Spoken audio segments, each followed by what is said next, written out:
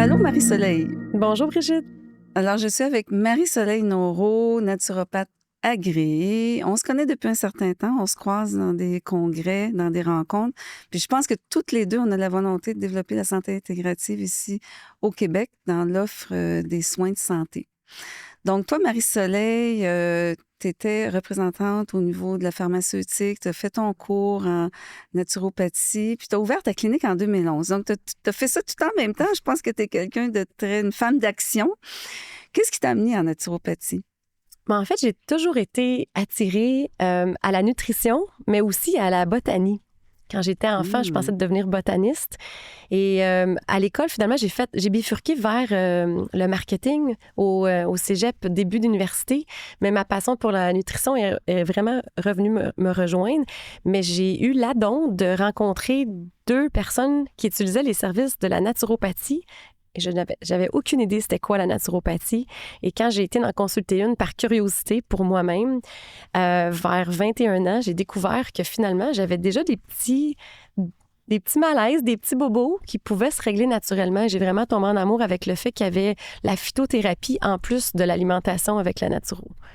Oui, puis tu as eu un problème de santé à un moment donné avec ta glande thyroïde, ce qui t'a amené à développer des champs d'expertise, donc justement pour les dysfonctions de la glande thyroïde, les troubles sexuels, la fatigue chronique. Donc, c'est plein de belles choses auxquelles ça interpelle beaucoup la population parce que c'est des problèmes qu'on rencontre souvent. Donc, parle-moi un petit peu justement par rapport à la glande thyroïde. Comment tu rencontres quelqu'un? Comment ça fonctionne une consultation? Oui, je l'ai vécu moi-même et j'ai découvert que c'était comme un cadeau mal emballé parce que la thyroïde nous enseigne beaucoup de choses, surtout que le système est tout interconnecté. Donc, souvent, les gens consultent pour 2 raisons. Des fois, c'est parce qu'ils sont découragés, qu'ils font des yo-yo avec leurs résultats, puis ni le médecin ni eux comprennent qu'est-ce qui se passe dans leur corps. Ou des fois, ils ont l'espoir d'enlever leur médication. Mais ça, je les remets tout de suite à l'ordre, comme on peut dire que c'est pas le but du naturopathe. Mais pour quelqu'un que la médication ne fonctionne pas, par exemple, il y a des livres qui sont écrits pourquoi que les résultats sanguins sont normaux, mais que les symptômes sont encore là. C'est là que c'est intéressant de gratter en arrière pour voir que souvent, la thyroïde, des fois, elle va se régulariser par la médication, mais les causes en arrière sont encore là. Donc, les gens, des fois, vont encore avoir de la fatigue, par exemple, vont encore avoir des problèmes digestifs, ils vont avoir encore de la déprime, des choses comme ça. Et c'est là qu'on peut aider avec des nutriments. Ah oui, mais c'est vraiment fascinant parce que ton champ d'expertise il est très élargi. Puis ce qui est aussi respectable, c'est que toi, tu collabores de très près avec certains médecins et d'autres professionnels de la santé. Puis tu me disais justement avant l'entrevue que toi, tu as un modus operandi qui est très important. Quand quelqu'un prend rendez-vous, tu veux savoir si la personne a un médecin traitant, s'il y a eu un bilan sanguin récent. Exact. Parce que si on veut que la naturopathie soit scientifique, puis qu'on ait cette belle capacité de collaboration-là, il faut travailler avec du concret. Donc, moi, je suis une fille de chiffres, je suis une fille de stats. Puis j'adore aussi avoir une certaine preuve avec le client, avec des chiffres comme ça, pour voir le progrès, tu sais. Donc, autant d'avoir une copie des analyses sanguines pour s'assurer qu'il y a de la sécurité, s'assurer que, justement, la personne est prise en charge puis qu'on peut accompagner d'une façon sécuritaire, mais aussi pour le bien du patient, du client, de voir ce chiffre-là pour l'encourager, qu'il y a vraiment, tu sais, des efforts à faire au niveau de l'alimentation ou du mode de vie. Puis, c'est la même chose avec les questionnaires. Des fois, tu sais, on demande à la personne, c'est quoi ton énergie sur 10? Bon, si la personne dit 5, puis la prochaine fois, c'est 7, des fois, elle s'en rend pas compte. J'ai 2 points de plus. Donc, j'aime vraiment travailler avec des chiffres. Oui, donc tu as développé des techniques qui font en sorte que tu peux voir une gradation dans les rencontres. Donc, c'est vraiment fantastique parce que ça te permet d'accompagner puis de faire en sorte qu'il y a des résultats. Parce que je pense que c'est ça l'objectif. Oui, il y a tellement de facteurs qui peuvent influencer la thyroïde. Donc, c'est vraiment bien d'avoir des questionnaires pour voir le mode de vie, mais aussi s'assurer que la personne elle a peut-être parlé à son médecin de tous les détails. Des femmes, des fois, ils vont avoir des règles très abondantes, mais c'est pas nécessairement pris en charge. On sait que le fer est super important pour la thyroïde. Donc, est-ce que c'est vraiment la thyroïde le problème ou est-ce que c'est d'autres choses. Donc, j'aime vraiment, des fois, donner de l'information, sortir des études cliniques ou donner des références d'auteurs de livres à mes clients pour leur donner des pistes de réflexion à discuter avec leurs professionnels de la santé pour attraper le plus possible, justement, ces systèmes-là qui sont connexes, qui travaillent en équipe. Ah oui, ah oui. Ça, vraiment, là, c'est remarquable. Parce que je trouve que c'est comme ça aussi qu'on va pouvoir converger tous ensemble, vers une collaboration interdisciplinaire. Toi, tu as fait une formation avec Dr. K. Alors, c'est Datis Karazian Oui, qui est exact. affilié à Harvard Medical School. Alors, qu'est-ce que c'était exactement cette formation avec Dr. K? C'est une sommité mondiale au niveau de la thyroïde, particulièrement la forme auto-immune qu'on appelle Hashimoto. C'est peut-être pas assez connu, donc je pense que ça fait partie un peu de ma mission de faire connaître qu'il y a beaucoup de cas d'hypothyroïdie qui sont malheureusement des fois peut-être... ils demeurent avec des symptômes parce que justement, en arrière des résultats de labo de thyroïde, il y a une maladie auto-immune. Donc, ça veut dire qu'il y a une attaque des fois vers la glande ou vers même d'autres tissus. Puis, Dr. Karazian, il a vraiment mis ça en lumière. Je pense que c'est probablement la sommité mondiale qui en a le plus parlé, qu'en arrière de la thyroïde, lui, selon lui, c'est 90% qui a une attaque auto-immune. Et donc, si la personne ne fait pas de changement au niveau de son mode de vie, d'essayer de mieux manger, éliminer les pesticides, les contacts avec les plastiques, on sait de plus en plus dans notre environnement qu'il y a des polluants, va pas faire attention de mieux dormir. C'est tous les facteurs qui vont aggraver les risques de maladies auto-immunes. Est-ce qu'on pourrait dire des perturbateurs endocriniens, aussi, par exemple? Oui, j'osais pas utiliser le terme. C'est ça, tout, c'est ça. En fait, il y a des gens qui disent que l'hypothyroïdie, c'est presque une pathologie de multisystème, mais qui est environnementale. Finalement, pourquoi qu'il y a de plus en plus de cas? Puis là, on sait qu'il y a les femmes qui sont 4 à 8 fois plus touchées aussi. Donc, il y a la fameuse estrogène qui est affectée par toutes les toxines environnementales. Fait que lui, il a vraiment mis ça en lumière, puis il a fait une formation de 2 jours qui est très, très détaillée pour qu'on essaie de comprendre, qu'on fasse des liens. Finalement, il nous apprend à être une meilleure détective ou un meilleur détective en thérapie.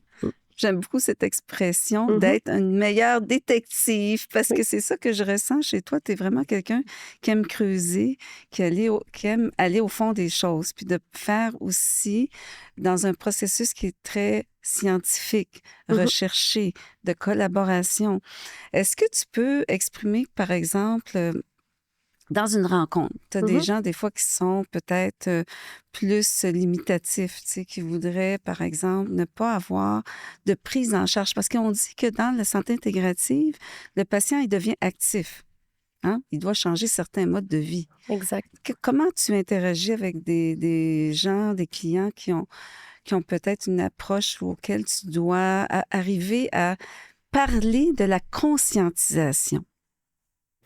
Donc, un client qui cherche la pilule miracle, oui, je dois lui dire. Directement, c'est ça la question. Oui, il y a des gens, des fois, qui viennent nous voir en clinique, puis ils trouvent ça gros. On leur demande de faire des changements alimentaires, on les éduque que l'alcool va affecter souvent le foie, donc la transformation des hormones, autant thyroïdiennes que sexuelles. Fait que c'est certain qu'il y a des gens, des fois, que c'est peut-être beaucoup pour eux. Heureusement, ces gens-là, on sème quand même une graine, comme dans un jardin, ça finit par pousser. Puis ces gens-là, des fois, ils reviennent quand ils sont prêts. Sinon, on va essayer de travailler en équipe justement avec d'autres personnes. Si la personne elle a un manque de temps, elle a trop de stress, des fois, on va essayer de travailler avec un collaborateur, soit en psychologie, PNL, etc., pour que cette personne-là ait le goût de se prendre en main. Ou des fois, on va y aller avec des petits pas aussi parce qu'on veut pas la personne qui est épuisée, qui est découragée, c'est ça. Une fois qu'on leur donne un peu de vitalité aussi, ils ont peut-être plus le goût de se prendre en main aussi. J'imagine que quand tu vois que la personne a une volonté, il y a comme des momentum à trouver dans sa vie pour faire une transformation, si on pourrait dire ainsi. Fait que tu dois voir toutes sortes de rencontres auxquelles tu dois t'adapter. Ça demande quand même beaucoup d'adaptabilité dans tes consultations. Oui, c'est ça. Les gens, il faut être prête, je pense, pour faire une démarche comme ça. Il faut que les gens aient fait certaines lectures peut-être. Fait que j'aime vraiment beaucoup partager là, dans mes réseaux sociaux, mes auteurs préférés, des articles. Je pense que les gens aiment beaucoup les témoignages. Donc ça, Ouais. j'ai eu la chance d'avoir quelques témoignages de clients. Fait que c'est très...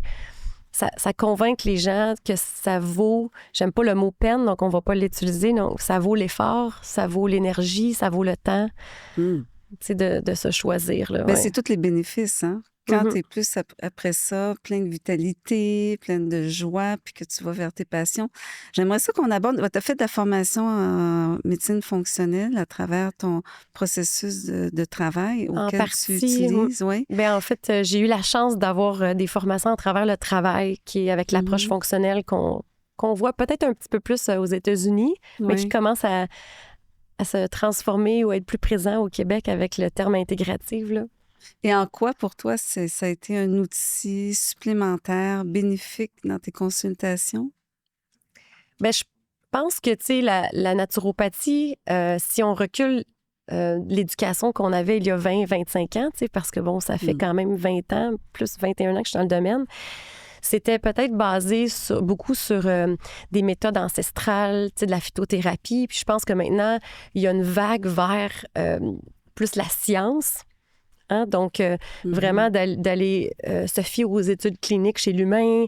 Il y a des nouvelles molécules, des nouvelles données aussi scientifiques au niveau du microbiote. Donc, tu sais, il y a 20 ans, on appelait ça des capsules de yogourt.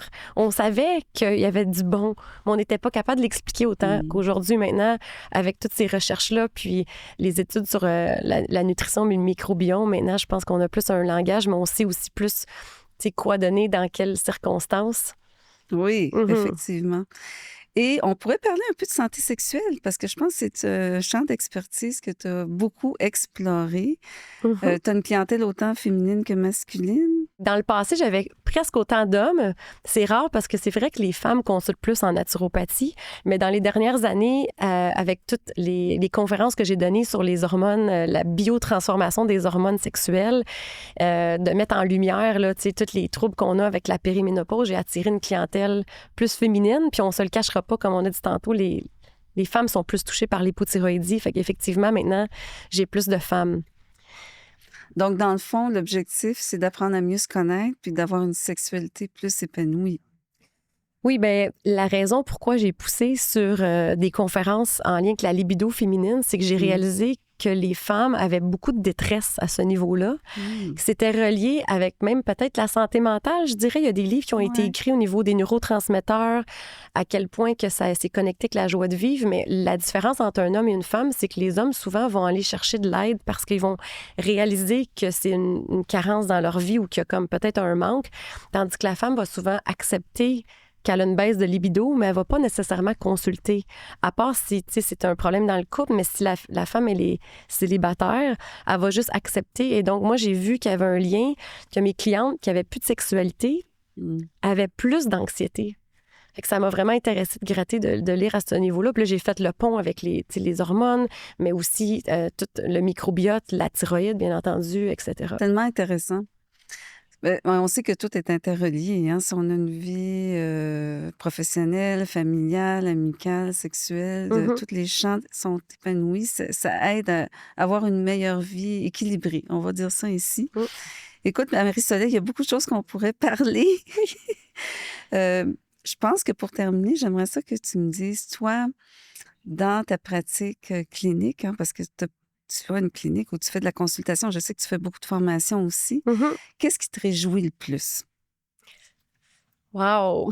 Ben c'est clair que un client qui me témoigne que j'ai changé sa vie, qui a retrouvé sa joie de vivre, qui est plus ballonné, qui a plus mal à la tête. Des fois, les gens oublient à quel point qu'ils avaient mal à la tête presque à chaque jour.